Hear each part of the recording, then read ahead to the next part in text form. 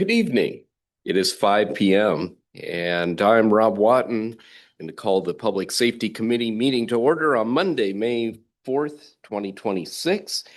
Very first thing is to do roll call, and we've got all uh, committee members here. Got council members Catherine Cotton and Brian Holloway, as well as City Attorney Dina Burke. We've got both chiefs, Chief Harese and Chief Bailey. With that, I need a motion to approve tonight's agenda. So moved. Second with an amendment. Okay, so we have approval of the agenda, first by Councilmember Holloway, second by Councilmember Cotton. Councilmember Cotton has a revision to the agenda.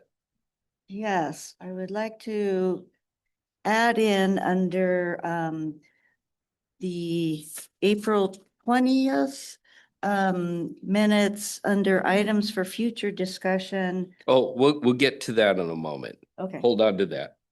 Is there anything that you want to add or change with the agenda?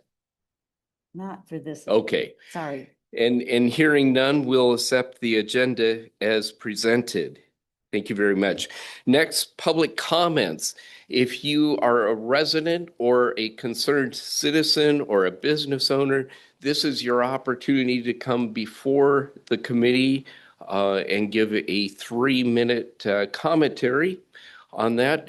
We have no one in the audience tonight, but if you do have comments and you want those to be read into the record, please make sure that you send that to either myself or the city clerk, and we'll make sure that we do that. And with that, I will close public comments. And now we get to move on to the minutes, and we're going to take them one at a time. First of all, we've got the approval of the minutes dated April 6, 2026, which I believe I was not here. So it was the two of you. So are there any changes to the April 6th minutes? No, sir. No. No objection. We'll accept the minutes from April 6th as approved, presented and approved. Now we move on to the approval of the minutes dated April 20th, 2026. And we do have a revision from one of us. Correct. Okay. If I may, sir. I had brought up an item for discussion at a future meeting that Snoqualmie's public safety agencies update current strategic plans regarding evacuation criteria versus shelter in place criteria for specific neighborhoods, schools, hospitals, commercial sectors, etc., both on the ridge and downtown, when indicated for potential disasters such as flooding, urban wildland fires, and various hazmat scenarios. At that time, it was brought up that some of these was being addressed after our latest flood disaster and a town hall meeting, and that it was going to be something that Chief Bailey was working on, and we would get a presentation in Q3. Okay. All right. That's a lot. But it's already been sent in email form to staff. Well, and Chief was doing a lessons learned from the flood. Your statement is Just somewhat more disasters. expansive. Yeah, it was disasters in general about evacuation and updating our strategic plans.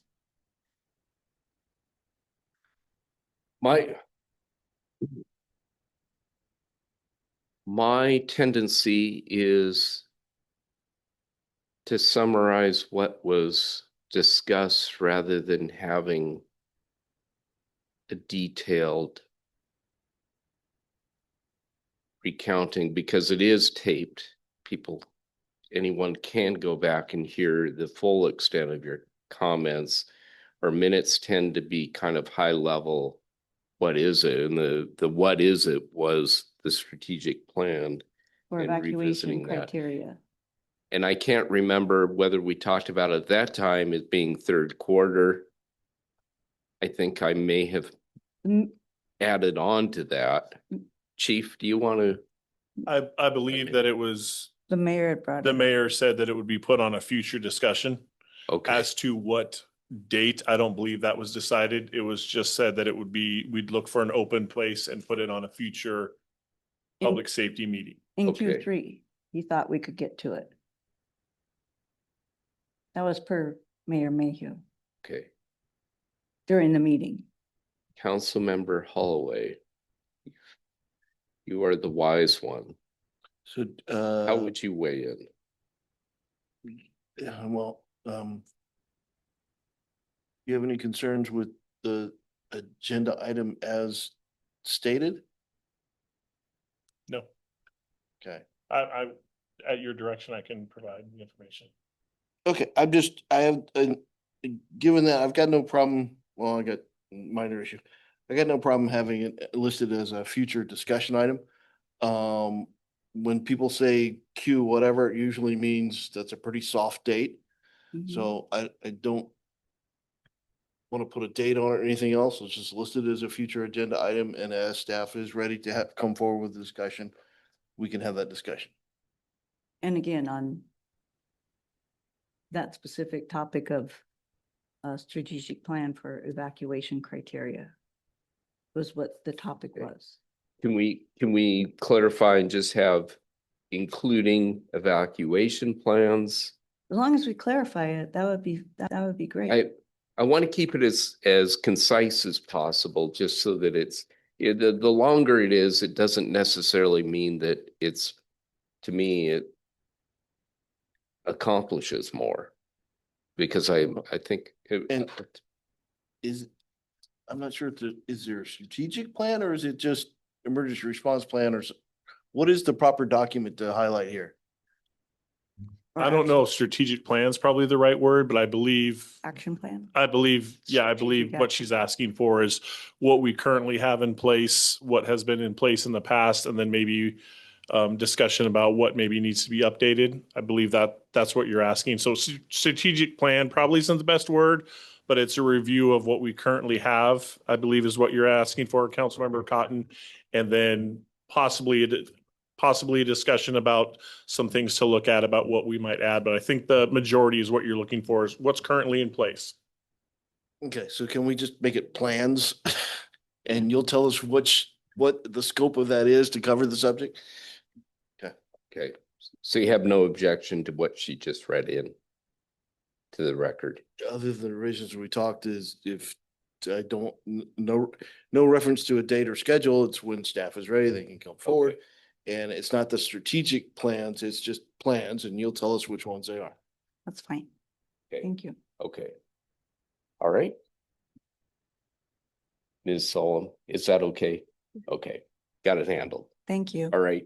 Well, with that, are there any other changes to the minutes from April 20th, 2026?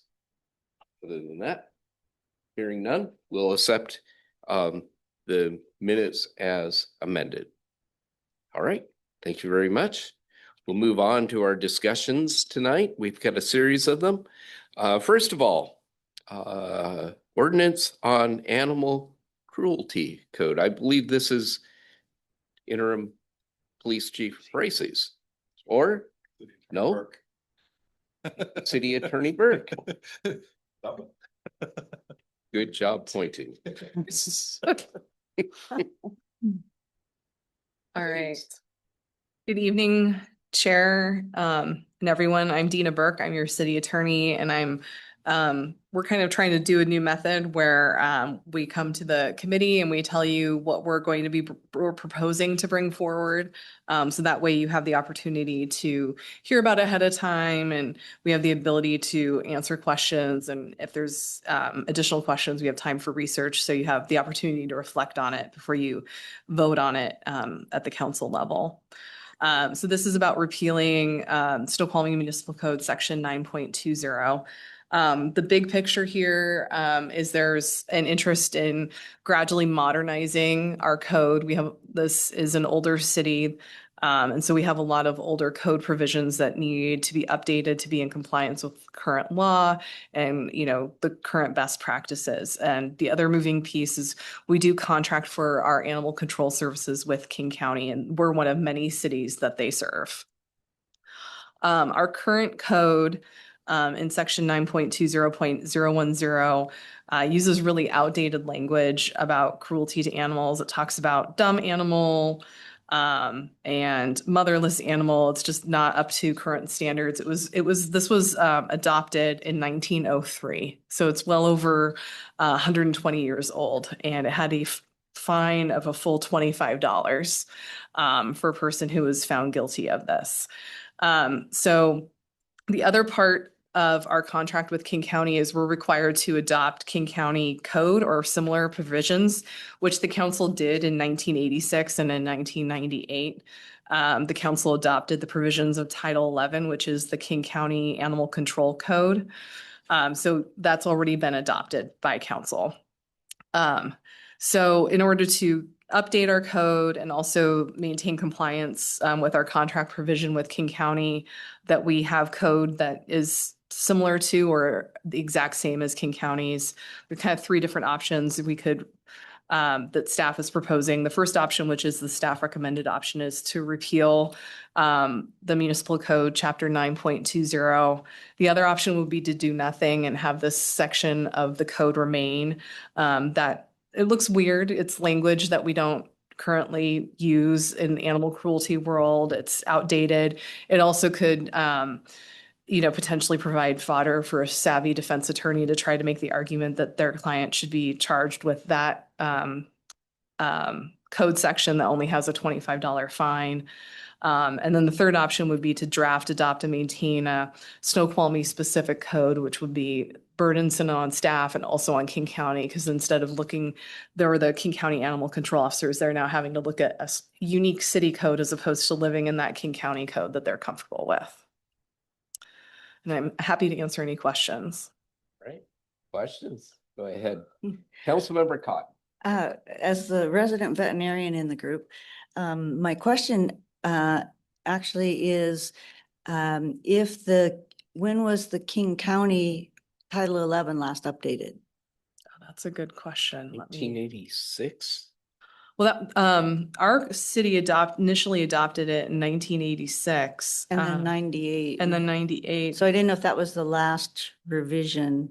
It looks like they had, the last time it looks like theirs was touched is probably 2023. I don't think that was the whole section, but that looks like from looking at King County, at least in 2023, they had some updates to it. I know there's not been a lot of movement in that because animals are still considered property per se. But is there a condensed version of that you can send to us as far as the kind of the highlights of that? And my question is, does our police department do the enforcement, or is all enforcement through King County as far as if there's an animal cruelty case? I think the chief might. So we will contract with them. That's And we will let them handle the case. We do our documentation on our part when we respond.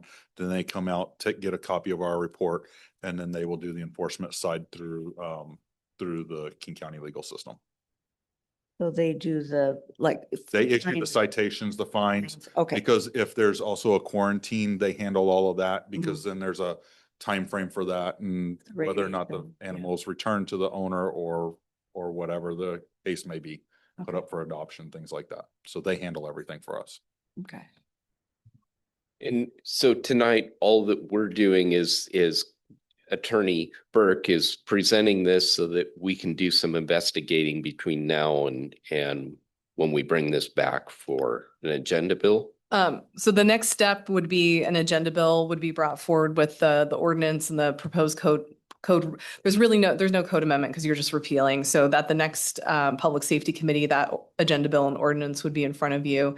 And then if you choose to send that to council, it would go to council, the following council meeting, and then it would be subject to 2 readings unless council chooses to waive the second reading. Okay, very well. Mayor Mayhew, good to see you. Thanks for joining us. Yes, thanks for having me.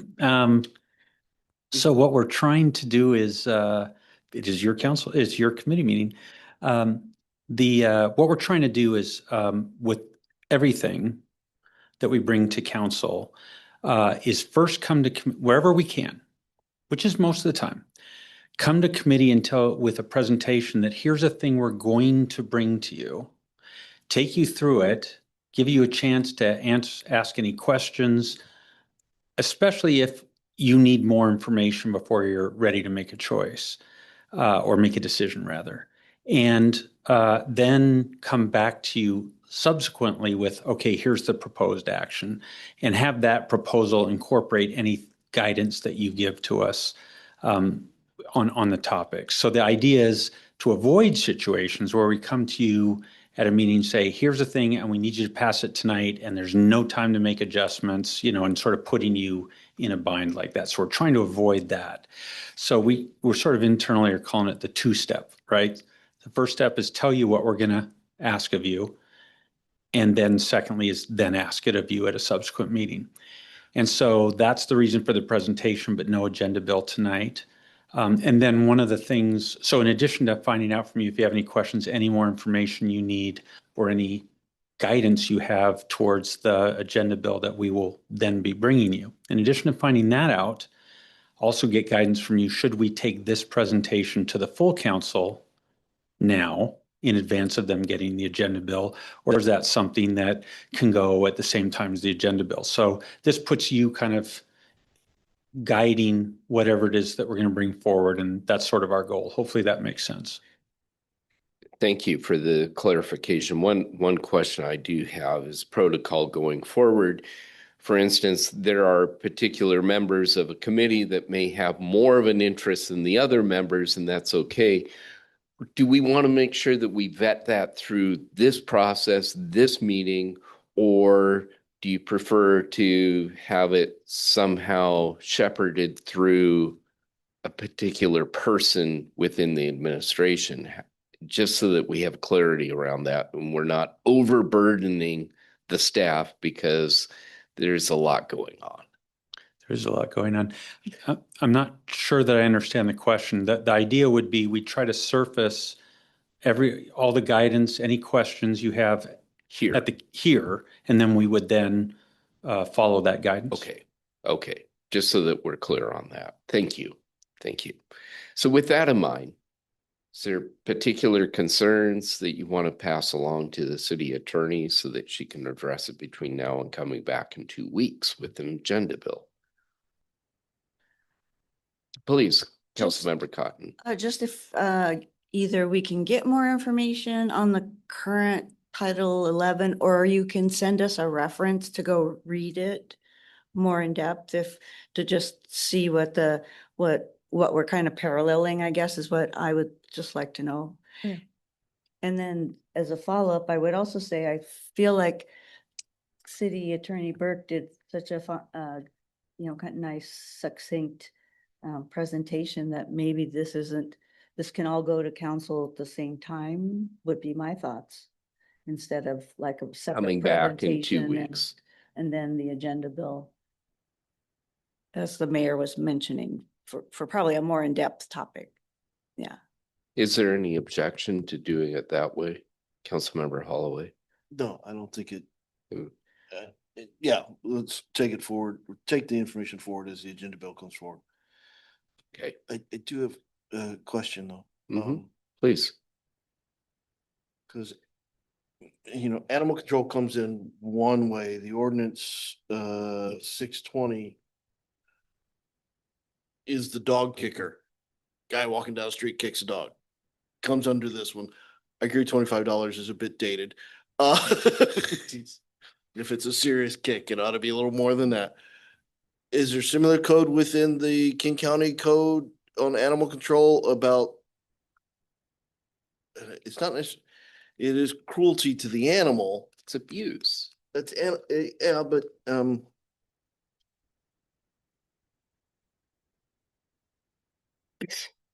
to figure out. So I don't know. If you could send me a link to the animal control called out of the county, maybe I'll go answer my own question. Okay, yes, I'm happy to send out a link. Any further comments? Those are both good observations. All right. We're good with that. I'll move on to the next presentation. Thank you very much, Attorney Burke. Fire Department first quarter accreditation report. I believe this is Chief Bailey.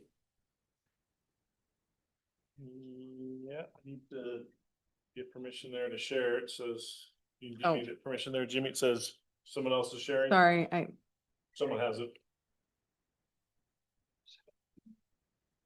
There we go. Okay.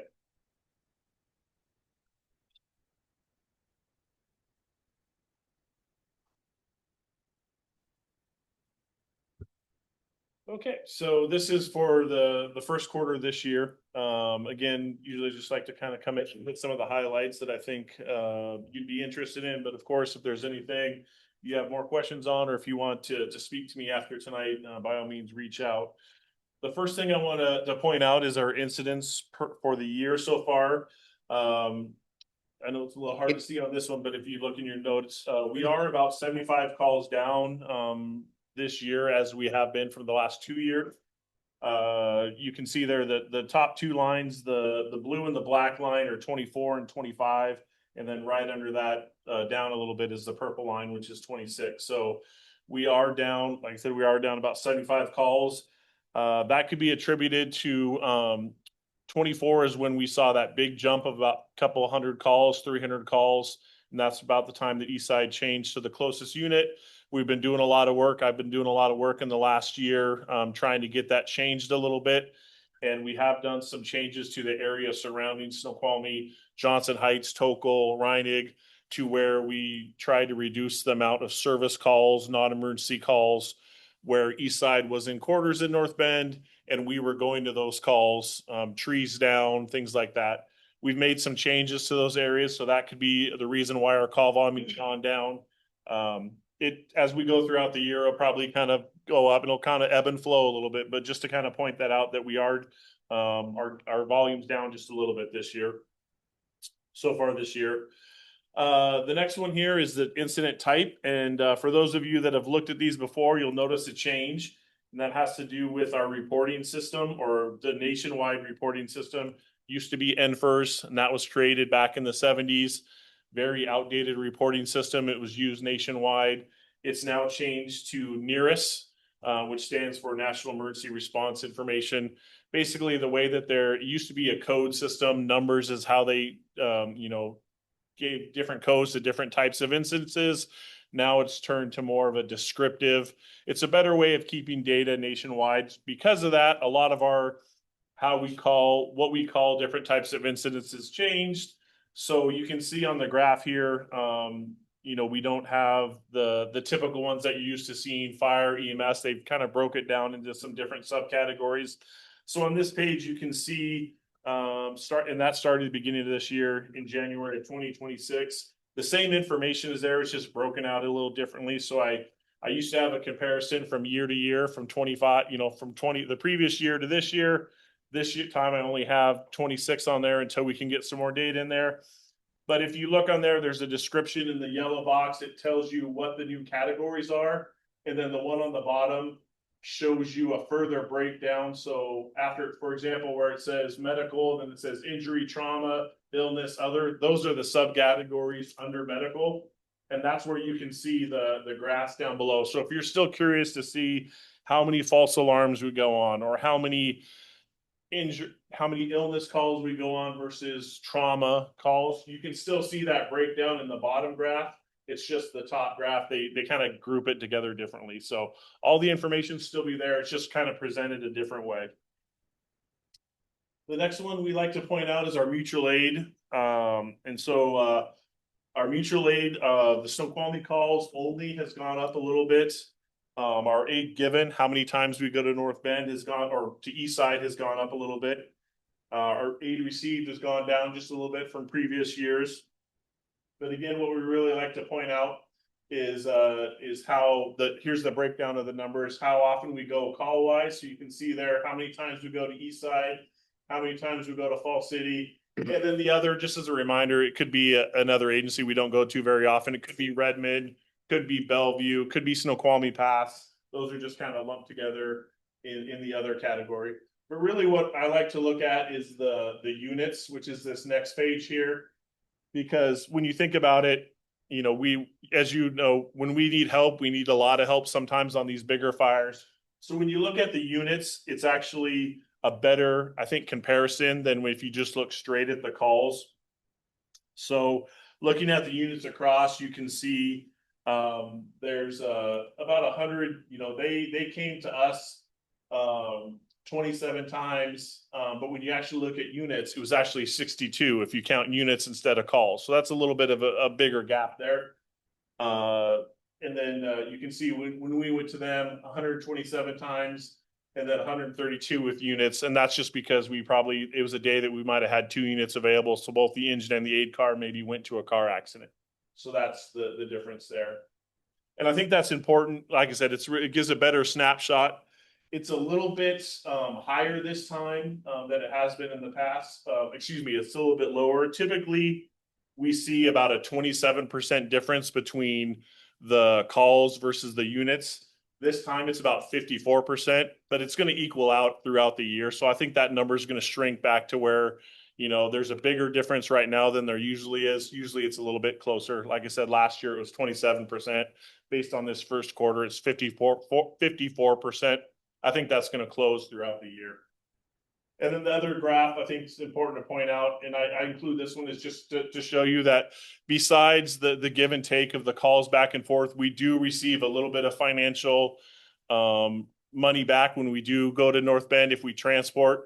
We don't just bill for Snoqualmie transports, we bill anybody that we transport. So there was 9 times, you know, that you can see there, we transported 72 patients. And then we transported 9 patients out of East Side's area. So when we do transport outside of the city, we bill for those also. It doesn't just get billed to transports inside the city. So there is a little bit of money coming back when you count the transports. The next here we have the performance measures. Right now we're sitting at 1:28, 1 minute, 28 seconds for how long it takes us to get out the door once the call is received. And that's actually the lowest it's been in the last 5 years. It doesn't change a whole lot. I mean, it's been the highest it's been there at different times. It's been closer to 140, 150, 128 is the lowest, and that's just really that's the one variable that we can change, and that's how often the guys get out the door and into the rig. The next one that we look at is the travel time to the call. That one fluctuates a little bit from year to year, but it really doesn't change much because that really has to do with our borders in the city. That doesn't change. I mean, we drive the same amount of time to a call. We don't drive any faster or slower. And once we have a defined border, it really doesn't change too much. So, you know, you can see there our travel times for the quarter so far, 7:23. It changes a little bit, but that's pretty much right around in the 7s. But that is a measure that we use for accreditation that they look at for our travel times and our turnout times. The next one there is inspections. That's just showing that how many inspections we've got for the quarter and then what the common type of violations are. We actually were a little bit behind last year just because we had so many. We had 5 people on probation at different times throughout the year last year. Got a little bit behind, but they got caught up this year.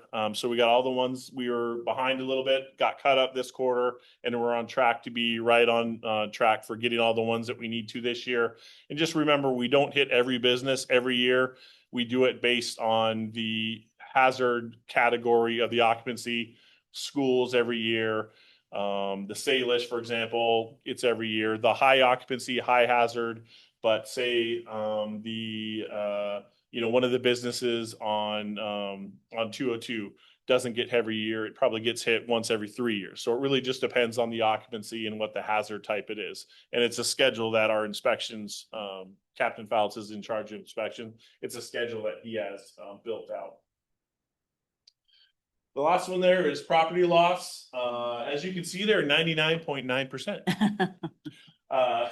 And really, we've only had one fire this year, and that was a chimney fire at the Salish. And the reason why it's 99% is because it's based off the property value. Property value of the Salish is about $43 million, and there was about $83,000 in damage. So we saved just a little under $42 million of property. But that's the metric we use. But really, it was a fire in the chimney. We were able to catch it, contain it just on the outside. There was no damage to the inside of the building. They got it knocked down pretty quick. It was a fire that was just burning inside the wood between the rock of the chimney and the wood exterior.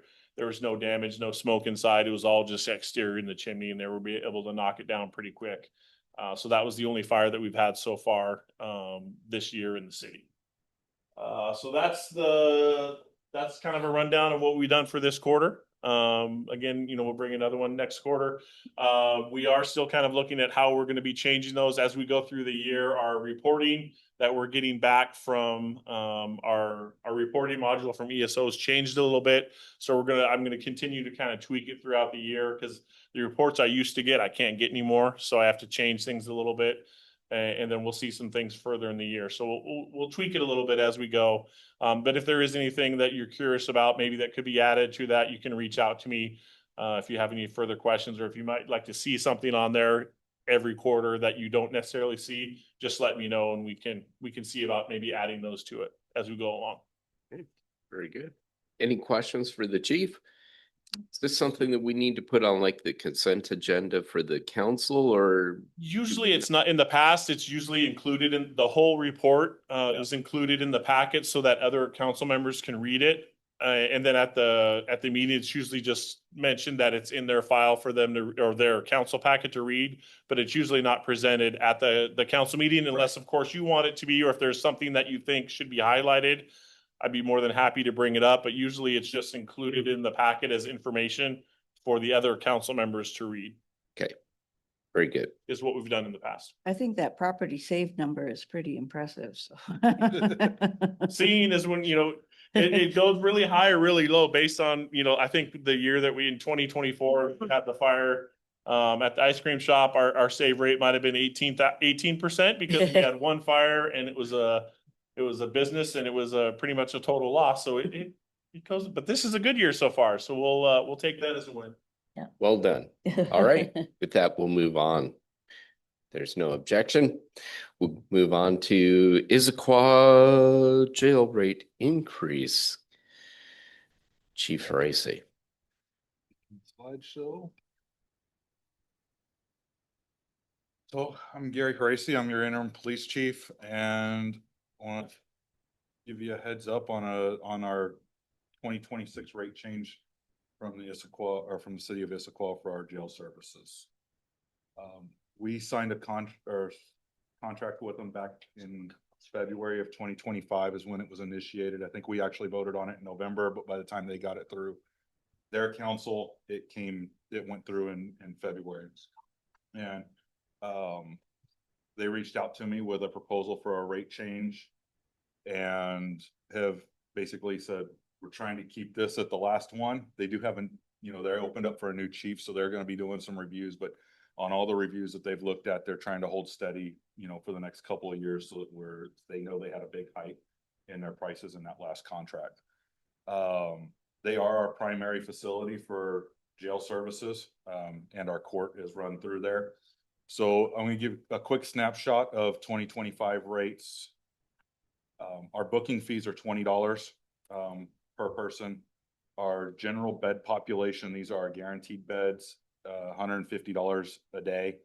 And then our non-guaranteed beds, so anytime we go over our guaranteed bed space, it jumps to $200 a day. We have currently 5 guaranteed bed spaces there. That's been kind of consistent. And it fluctuates based on the arrest and who's booked into there and whether it's a warrant or we get a DUI arrest, things like that. Their 2026 rate adjustment is $7.50, so roughly 5%, is the increase. So it goes up to $157.50 per day.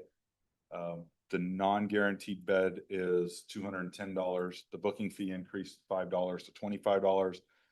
And I added into this piece because they are doing a new process because they got fully staffed, and that's a transport and security rate. So if we're at our minimums and we just need the assistance and somebody, let's say, needs to go to the hospital, they will ask, or we can say, hey, we need you to do that, or while we call somebody in and make arrangements and things like that. And then it comes out to the $94.50 an hour.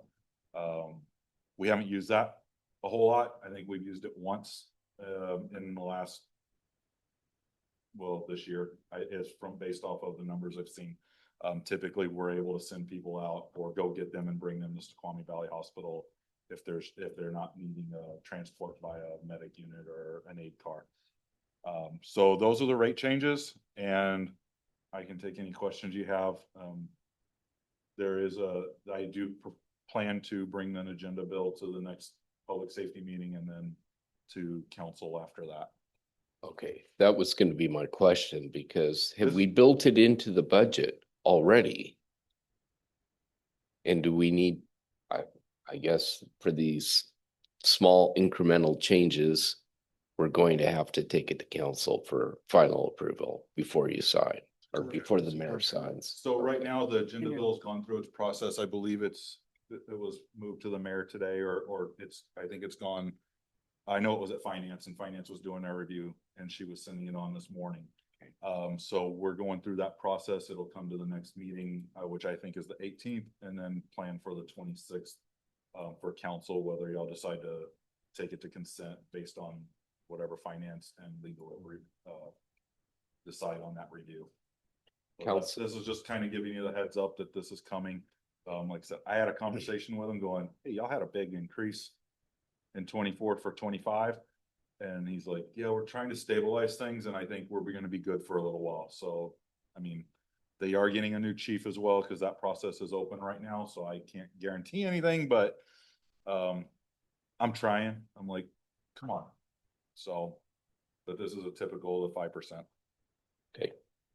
Thank you. Council members, do you have any comments? Councilmember Holloway? How did you come up with number 5?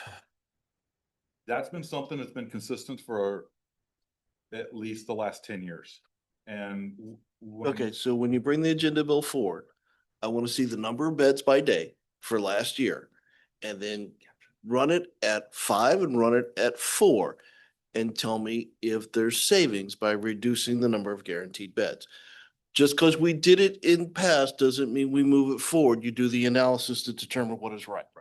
Okay? That's my only, other than going from 20% to 525 is the 20 is a 25% increase. But I'm not gonna, that's a one-time thing on all of it, but the analysis says what that number should be, not just do we carry it forward. And that is something that, when Jenna and I were talking about this, that we talked about looking at, do we need 5 or 4? And as I get into some of the numbers in one of the next presentation, I think we're going to see a little bit more focus on this. So we have kind of already set up internally of making sure we're watching those numbers to make sure if we need to reduce, then we need to reduce that guaranteed bed space. But I will definitely run those numbers, and it is something that we've already talked about. Okay. Councilmember Cotton? I know in years past, we have looked at the, like through the year, like how many spots per, day, depending on the time of year. And you're right, it could be as little as 3, it could be as many as 8 to 10. So there's kind of a no guarantee type of a thing too, so. Oh, absolutely. But you take last year as typical, unless you decided there was a biker convention and last year wasn't typical. Sorry if anybody's upset for me picking on bikers. But again, we shouldn't do it just because we did it in the past. We should do it because we've looked and done the analysis and this is what the analysis says based on past experience. It may be 6. I don't know. And show me the analysis. And I think to that point is that we need to look more than just last year, because we can see it through the fire responses that there's an ebb and flow. And so the more information we have, and I absolutely hear where you're coming from, Councilmember Holloway. The more information we have, then we can make better decisions. One other thing, just for context, Chief Arese, and that's the typical person, inmate that, or detainee, shall we say, that ends up at Issaquah versus the other options. These are primarily low offense, they're DUIs, they're not usually held for a long period of time. Sometimes they can be, but I think having that kind of context so that we understand a little more and why this is a preference over the other options, because sometimes Issaquah runs out of jail space too. I think that's kind of the offset, because it becomes very expensive if they have to go down to SCORE just simply because we don't have a place to hold them, right? Correct. So we have, and I listed out in the agenda bill, but we have SCORE in King County locally that we can utilize. And it jumps to $200, little over $200 a day for SCORE, and then almost $300 a day for King County. So this is the better viable option. These are only misdemeanor crimes. Our felonies go to King County and those don't cost us. And then we monitor the beds so that if anybody is on a long-term commit, so anybody has gone through the court process and they have to stay for more than 30 days, we move them to Sunnyside to utilize that. And then we also utilize Yakima, which y'all approved last year, to kind of offset the expense there, because they are a little bit cheaper and we're going to be there for a longer period. That also then frees up the bed space for our regular arrest warrants, and so that we're not hitting that 200 and what's going to be $210 a day if we were to go over our 5-bed space for our guaranteed space. The other thing about the guaranteed is we can't get denied if one of our bed spaces is open. So that guarantees that we have that availability to book there. And SCORE is not that way. There's only 65 beds or 55 beds or something like that. They've got a lot. They don't utilize like 3 wings of their building. But they do have a limited space, and you do get declined a lot more in SCORE. We utilize them if we can't utilize Issaquah, but we try to avoid, and it takes command approval. So myself or acting Captain Moat have to approve anybody going into King County simply because it's $300 a day.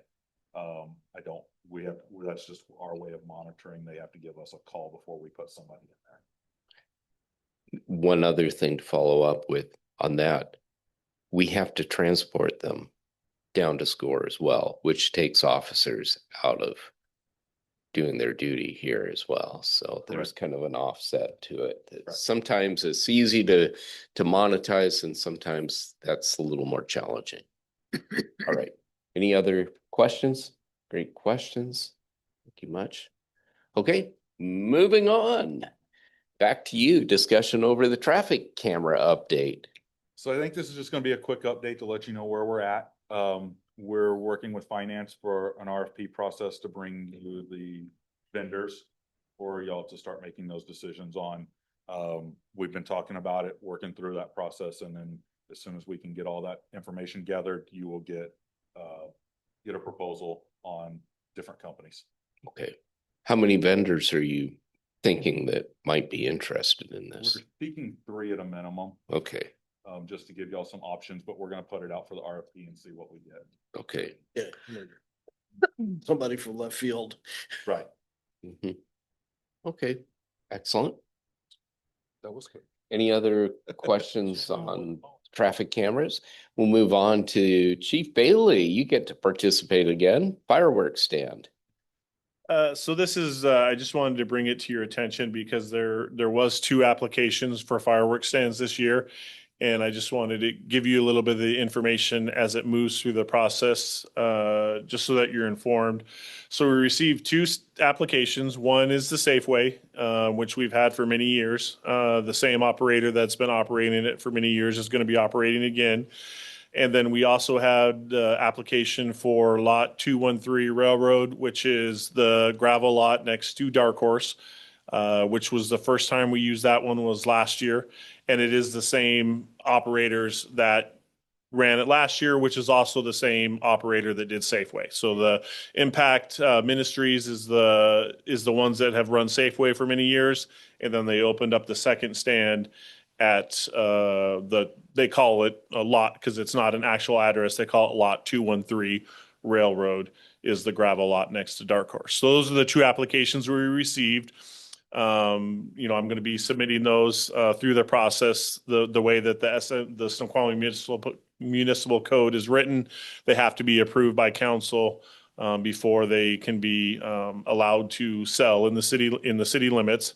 So I just wanted to let you know that we did receive those two applications, and mainly I wanted to talk about the one on Railroad just to give you my interpretation of how it went last year, and then just see if there were any questions before moving that one forward. If you recall, that one had some special conditions put on it because it is a smaller lot. We have some things put in the Snoqualmie Municipal Code that talk about setbacks.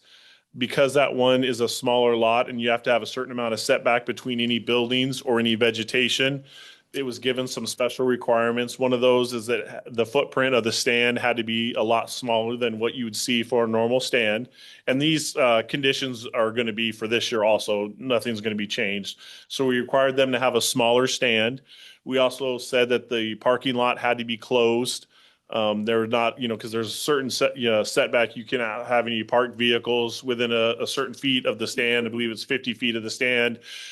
Because that's such a small lot, we said that we wanted the whole lot to be closed for any cars. So they did that last year. And then the last condition we put on them is that because all the cars were going to have to park across the street, we didn't want a lot of people going back and forth across the street. So we told them that they needed to put signs up on the railing of the angled parking across the street, directing people to use encouraging people to use the crosswalk to come around to visit the stand. So those same conditions were going to be put on this year. The company running it, Impact Ministries, which is, TNT is the parent, and then it's run by Impact Ministries. They're the charity that runs it. They were okay with using the same conditions. From my standpoint as the one that inspects these, that gives approval of these permits, I believe that this stand should be allowed. They followed all the conditions last year. We had zero problems with it last year. The setbacks that we put in place that myself and John Cooper worked together to come up with, I think they worked well and made that a safe location. So my recommendation is that we allow them to continue on with their permit application, and that I would be giving my approval recommendation to the council that we give them a permit again this year. But I just wanted to bring it to you to see if you had heard if you had any concerns of moving forward with that not that new, this would be its second year, but I wanted to see if there were any concerns ahead of time before I took it forward to the council that we could address before, because they have a smaller timeline to make sure that they get their approval before the 4th of July. I just wanted to see if there was any concerns from the council before I move those applications through the process. Councilmember Cotton. I think, as you commented on that's all I heard was that they complied with all the safety regulations that were, kind of put in place, and because the people running back and forth across the street was the big concern. And that they had things cleaned out and done afterwards, exactly as was I think even a little bit ahead of time. They were ahead of schedule too. So they did a good job, at least on the first year. Yeah, this Impact Ministries, like I said, they've ran stands in the city for many years, and they've always been very responsive to our inspections. We inspect every day. They've fixed anything that they've need to, and they've been good partners. They've always cleaned up right away. They've only sold Snoqualmie permitted fireworks per the SMC. So they've been good partners. Yeah. Excellent. Councilmember Holloway, do you have anything? Very well. Okay, so On council, I believe. yeah, it'll be coming forward as an agenda bill because we have to go through the process per the SMC. Just wanted to make sure we didn't have anything to address before I brought those forward. Appreciate it. We're almost down to the end of the agenda in our time. I'm sorry, Mayor Mayhew. Did you want this briefing to go to council prior to bringing forward the agenda bill or just at the time of the No, agenda? just take it on to council. Thank you. Expedite it. All right, very quickly, because we don't have much, but a couple minutes. School zone enforcement. Make this quick, I'll give you a quick update.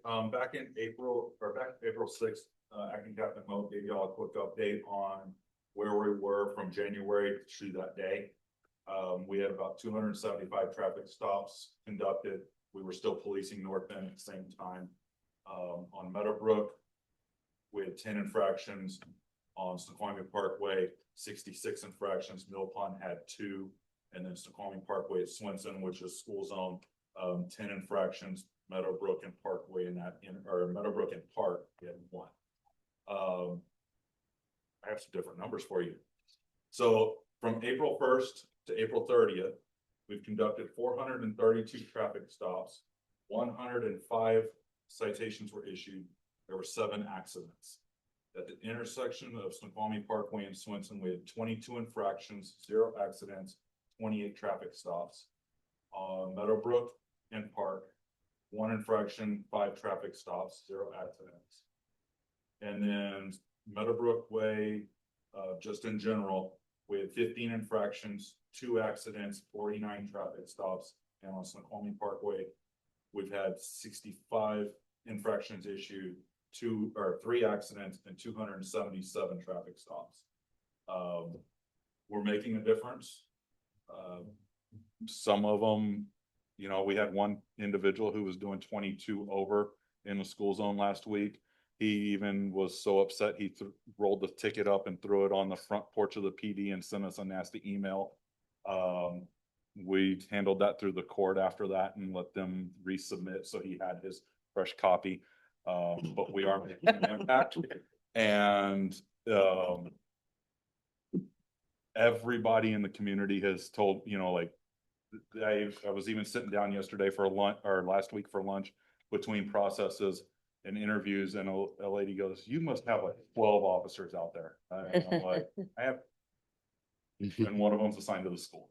So 3 of them were out doing stuff, and then we've also been working on the commercial motor vehicle stuff too. But we're making a dent. We're making our presence known and trying to bring our speeding issues down.